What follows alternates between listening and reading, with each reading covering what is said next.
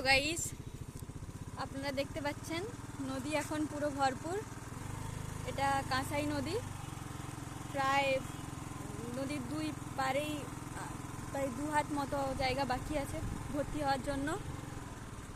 নদীর লোকের কথাই শোনা যাচ্ছে যে এখনও জল বাড়তে পারে। তো জল বাড়ার কারণে যে কোনো অবস্থায় যেখানে খুশি ভাঙতে পারে। ওই দূরে দেখতে পাচ্ছেন যে সব মাটির বস্তা রেডি করা আছে। কোথাও কিছু ভাঙা গেলে তখন সেটা মেরামত করার জন্য। তো যেখানে যারা কংসাবতী নদীর তীরে অবস্থান করছেন তারা একটু সাবধানে সতর্কতাপূর্ণভাবে থাকুন।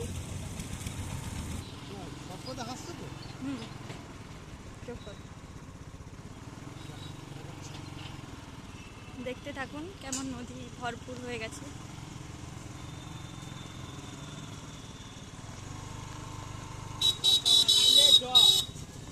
যে বস্তা, মাটি ভর্তি করা বস্তা।